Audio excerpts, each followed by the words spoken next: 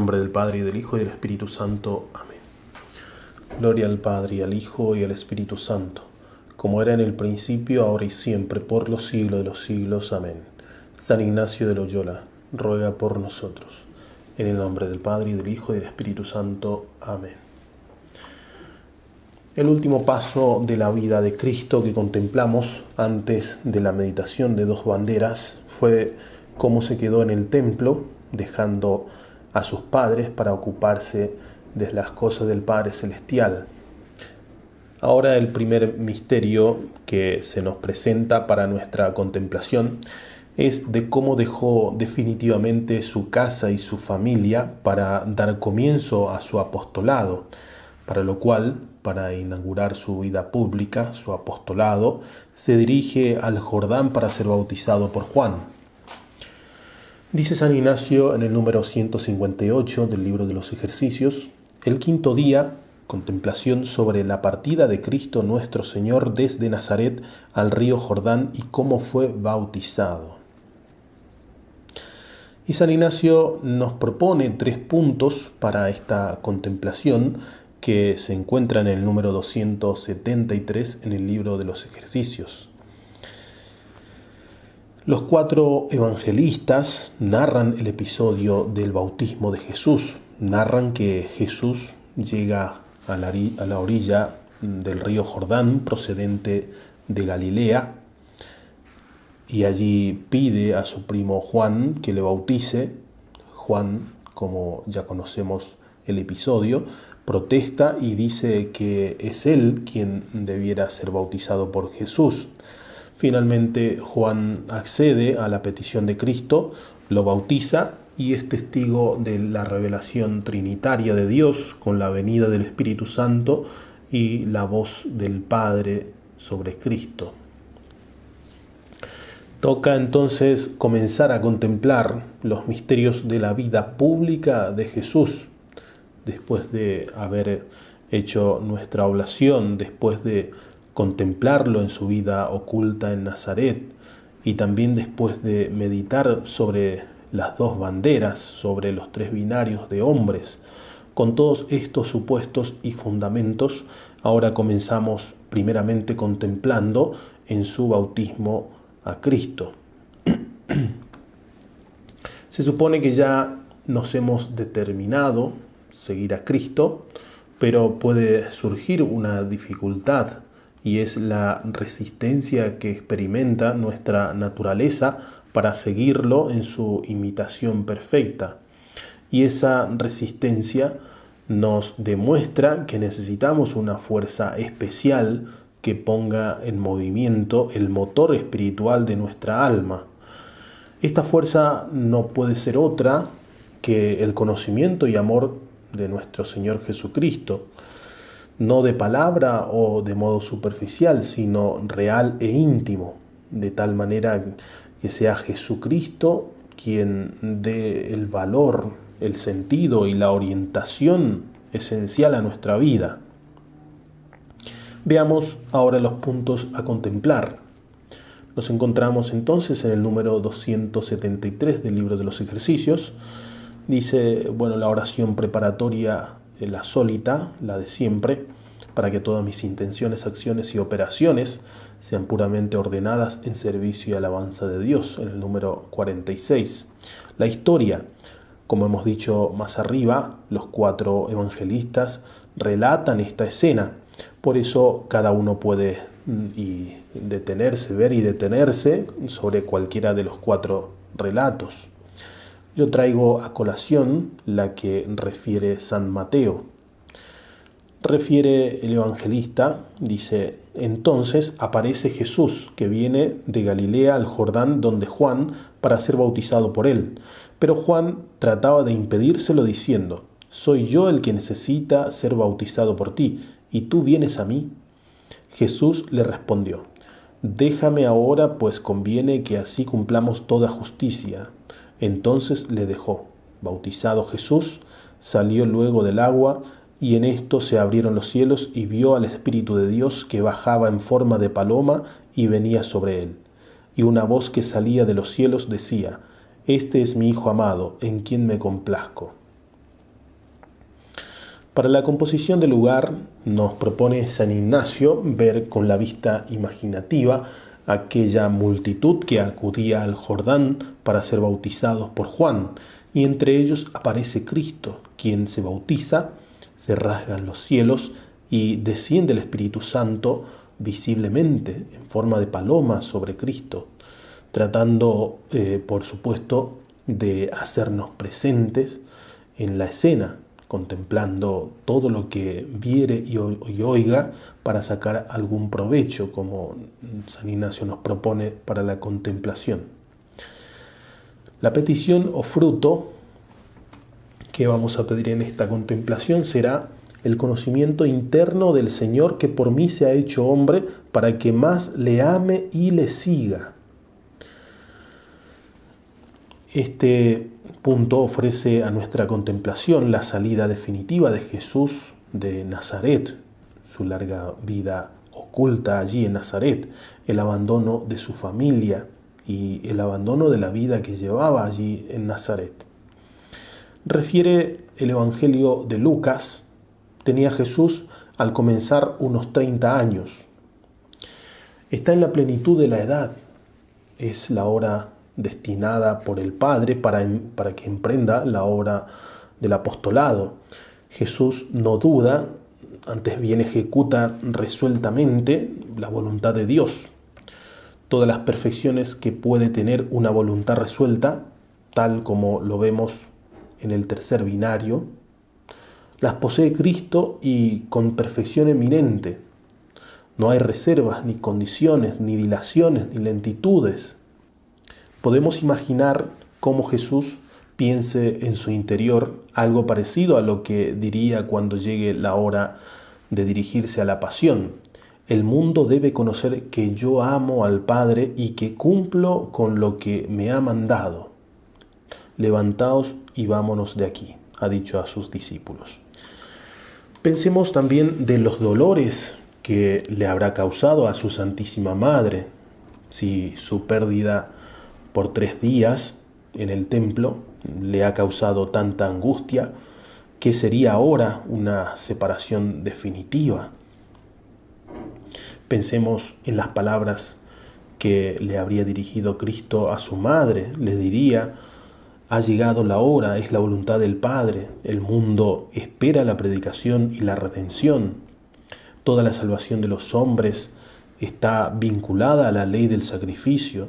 Conviene dar ejemplo a tantas almas que vendrán detrás dejándolo todo para ser apóstoles. 30 años de vida íntima en el rincón de Nazaret han de ser sellados por un dolor muy espiritual.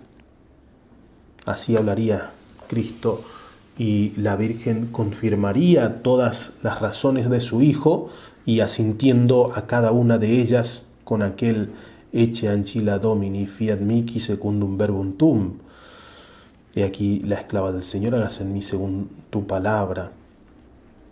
Podemos imaginar palabras de la Virgen como estas: cumplamos toda justicia, no pongamos obstáculo alguno a la ley de la inmolación. Este es mi oficio, tomar la mayor parte que pueda en tu sacrificio, Hijo mío, para la redención del mundo.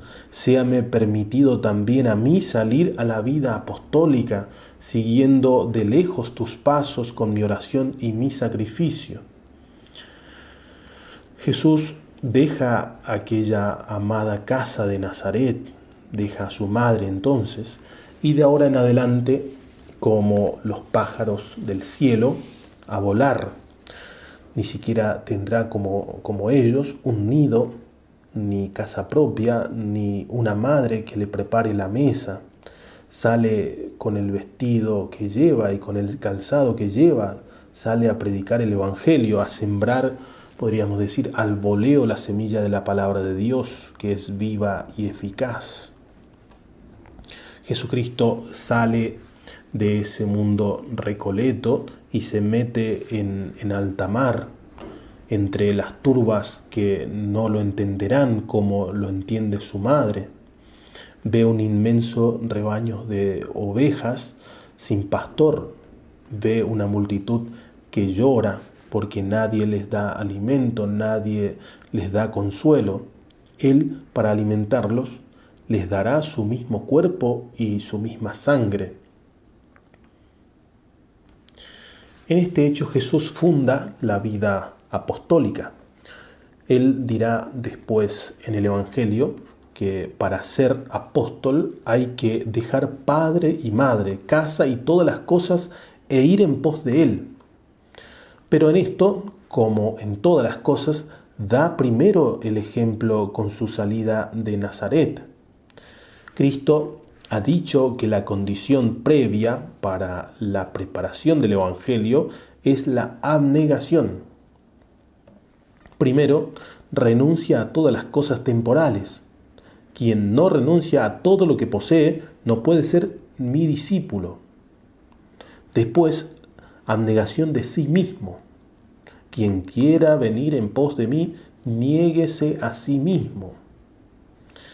El apostolado tiene un ideal, la entrega total a las cosas de Dios, sacrificándole bienes temporales, honras, comodidades, la voluntad propia y hasta la propia vida si fuera necesario.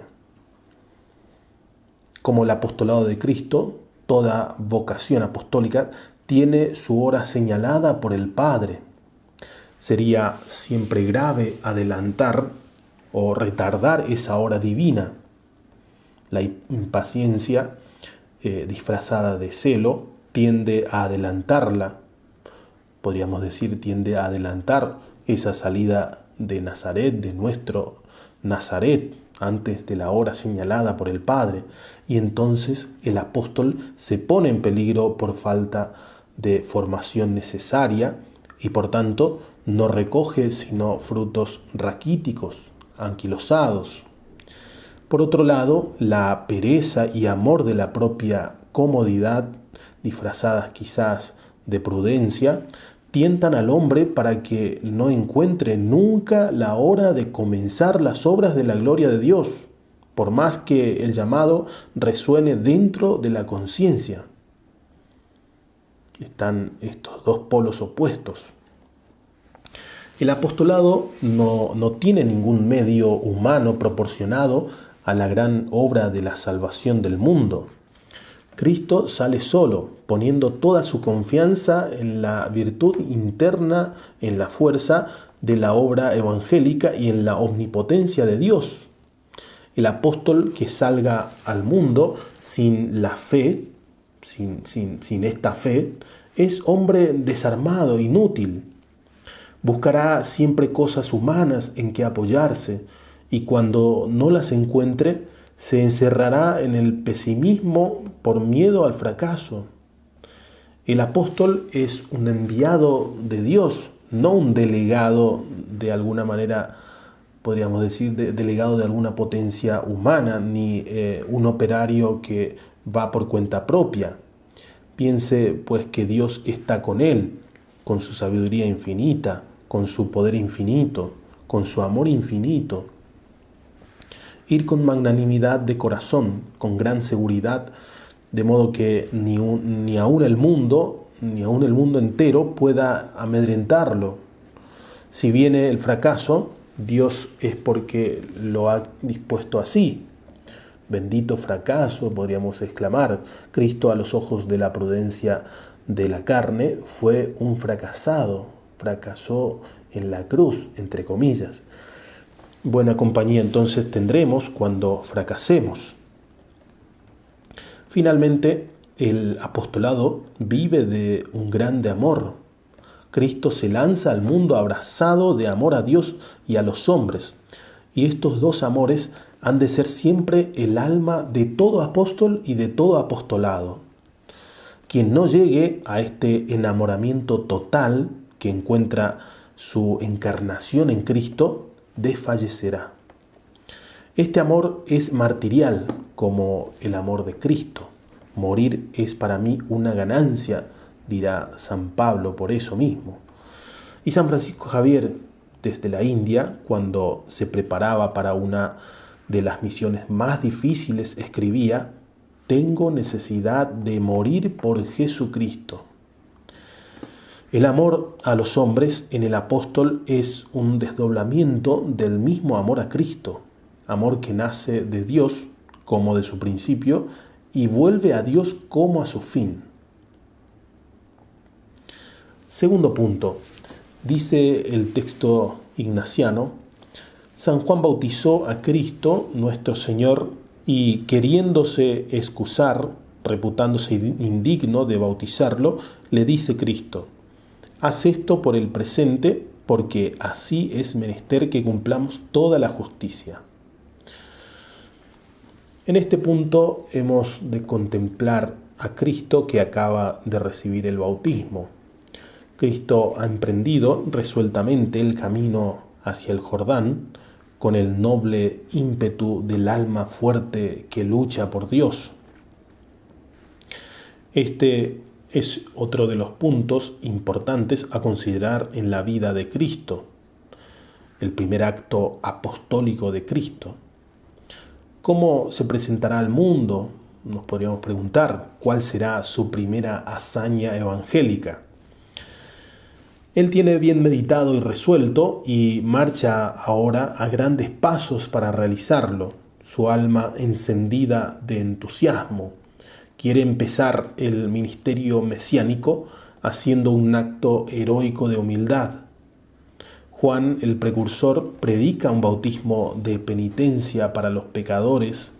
Su voz, que viene del desierto, conmueve misteriosamente a hombres de todas las condiciones sociales que corren al Jordán para ser adoctrinados y corregidos de sus vicios. Y después de hacer confesión pública de que son pecadores, reciben el bautismo, el símbolo de la remisión de los pecados. Y por eso exclamamos que el acto de Cristo es un acto inefable, heroico, la santidad revestida de pecador. El gran enemigo de nuestra alma y vicio capital es la soberbia. Por consiguiente, una de las primeras leyes de la santidad será la humildad. Jesús va a dar ejemplo público y solemne de cómo se practica esta virtud. Va a enseñar a todos los apóstoles que vendrán después que la humildad real, es decir, la humillación, es también el fundamento de las virtudes apostólicas. Aquí hay algo más bajo que la humildad hecha del silencio, del ocultamiento y del trabajo que hemos considerado en Nazaret. Esta es la humildad de la bajeza, hija del pecado. Va Jesús pues a buscarla para que jamás ningún discípulo suyo tenga miedo de descender demasiado cuando trata de levantar al mundo hasta el cielo. Ahora bien, ya estamos a la vista del Jordán. La gente que viene en tropel de todas partes se acerca en silencio al precursor que predica, y Jesús hace lo mismo, como uno de tantos. La llamada a la penitencia, la imprecación contra el pecado, la exhortación al pecador llega a los oídos del Salvador, que escucha con la cabeza inclinada, como si fuese el representante de todos los pecadores y el responsable de todos los pecados. Acabado el sermón, todos se ponen en fila para bautizarse y Jesús se pone con naturalidad donde le toque. Espera pacientemente su turno hasta que se encuentra con el precursor. ¿Tú vienes a que te bautice?, le pregunta. Si tú eres el Cordero de Dios que quita el pecado del mundo. Cristo le responde: déjame hacer ahora, pues así nos conviene cumplir toda justicia. ¿Qué habrá pasado por la mente de Juan el Bautista?, podríamos preguntarnos. Finalmente el precursor se rinde. Contemplemos cada movimiento de Cristo, cómo se descalza, deja su vestido, entra humildemente dentro del río y baja la cabeza para recibir la ablución del Bautista. Contemplemos la alegría íntima del Redentor, porque preludia aquí la primera fuente de gracia que será el sacramento del bautismo. Cristo habrá sentido esa unión suya con todos los regenerados en el sacramento del bautismo, como cuando diría más tarde: yo soy la vid y vosotros los sarmientos. Otro sentimiento intensísimo de Cristo en el bautismo debió ser el quedar consagrado Cordero de Dios que lava, que carga los pecados del mundo. Mientras el agua resbalaba por su cabeza y espaldas, Jesús pensaría en otro bautismo con que será bautizado más tarde, el bautismo de su sangre. Pensaría también en mis pecados personales de cada uno, y para lavarlos su corazón desea que llegue ya la hora del martirio. Amor y dolor van íntimamente hermanados en la economía de la redención. Jesús, porque ama profundamente, padece y todavía quiere padecer más. Entremos, por lo tanto, en este corazón para aprender qué es amar. Esta palabra tan bastardada, tan deshonrada, tiene un sentido heroico en la santidad que solo conocen las almas que tienen los mismos sentimientos del corazón de Jesús. Tercer punto. Vino el Espíritu Santo y la voz del Padre desde el cielo afirmando: este es mi Hijo amado en quien me complazco. Contemplemos ahora cómo, acabado el bautismo de Jesús, se abre el cielo sobre su cabeza, quedando revestido de una luz divina. Desciende el Espíritu Santo visiblemente en forma de paloma que se posa sobre él, y el Padre que habla diciendo: este es mi Hijo amado en quien tengo mis complacencias. Aquí aparece ante nuestros ojos la proclamación auténtica y solemne del ministerio público de Jesús, ministerio de redención. Aquí, en el comienzo de la vida pública del Redentor, toda la Santísima Trinidad se hace presente para iniciar esta obra divina, inauguración solemne de la predicación de la buena noticia de la redención. Entre las obras divinas de Dios para con los hombres, la divinísima es la del apostolado. De ahí que quiera darle una aprobación y testimonio tan público y extraordinario. La glorificación de Cristo en el bautismo es la compensación de su humildad. Él quiso abajarse hasta lo más profundo, no solo como en Navidad al nivel de los pobres y humildes de este mundo, sino al nivel incluso de los pecadores, que es la bajeza más extrema a que ha llegado nuestra naturaleza. Él quiso bajar hasta hacerse pecador delante de todos, y Dios lo levanta hasta la proclamación pública del Hijo suyo predilecto. Entró en las aguas de los pecadores, pero al contacto con su carne purísima, esas aguas se hicieron aptas para el bautismo, para el sacramento del bautismo. Se inaugura el bautismo que borra los pecados del mundo. Todas las aguas recibieron la fecundidad y quedaron capaces para engendrar hijos de Dios. Por eso que el bautismo es el seno materno de la Iglesia, como se suele decir. La glorificación es la contrapartida de la humildad. El apóstol que no comience por una verdadera humildad no tendrá la bendición divina.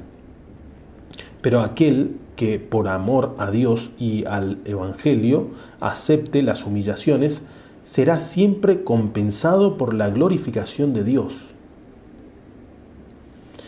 Nuestro supremo ideal debe ser siempre que la divina bondad se complazca en nosotros, cosa importantísima.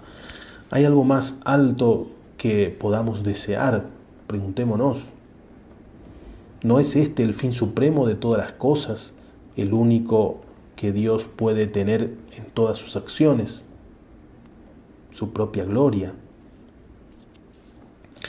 Si como compensación de nuestros trabajos, de toda nuestra vida y hasta de nuestra muerte, pudiésemos oír del mismo Dios que ha tenido alguna complacencia en nosotros, seríamos los más dichosos. El supremo valor del apostolado es este amor de la gloria divina en sí misma, no nuestro consuelo y provecho, ni la misma salvación de los hombres, sino únicamente la complacencia y la gloria divina. San Ignacio estaba tan penetrado de esta suprema aspiración que se le escapaba de sus escritos a cada paso a la mayor gloria de Dios, a su santísima y divina voluntad, decía repetidas veces San Ignacio. Es la conclusión obligada de todas sus leyes, ordenaciones y propósitos. Así también el apóstol nada para sí, todo lo retorna fidelísimamente a aquel que lo ha enviado, todo para la mayor gloria de Dios. San Juan Bautista fue un ejemplar de esta perfección apostólica. Tan pronto como vio al Cordero de Dios, creyó que ya había llegado al término su ministerio. Conviene que él crezca y yo que disminuya, ha dicho el precursor. Se desprendió de sus discípulos y los envió a Jesús. Cuando los judíos le enviaron embajadas, dispuestos a recibirle como profeta y hasta como el Mesías, su confesión es la más pura y fiel, asegurando que él no era nada de todo eso que decían de él, sino solamente una voz que clama en el desierto. Mientras tanto, Jesús tributaba a su persona las mayores alabanzas, diciendo que era profeta, y más que profeta, y mayor que todos los hijos nacidos de mujer. Bellísima competencia entre Jesús y su apóstol.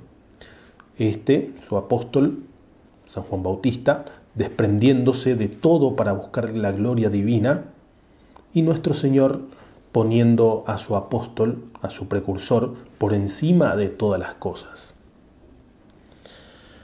Terminar con un coloquio o con el triple coloquio, como nos propone San Ignacio en la meditación de dos banderas.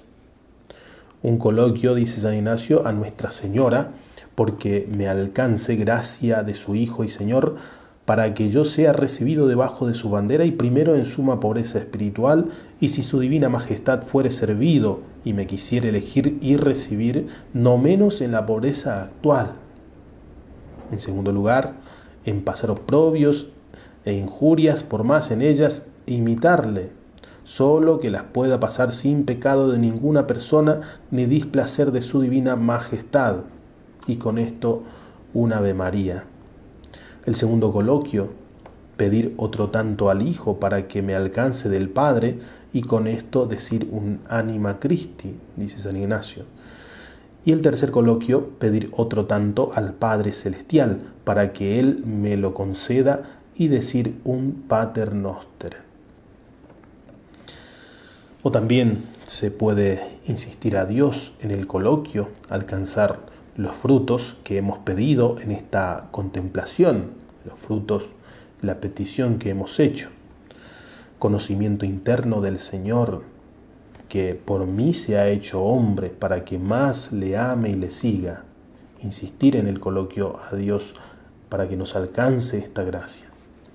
Gloria al Padre, y al Hijo, y al Espíritu Santo, como era en el principio, ahora y siempre, por los siglos de los siglos. Amén. En el nombre del Padre, y del Hijo, y del Espíritu Santo. Amén.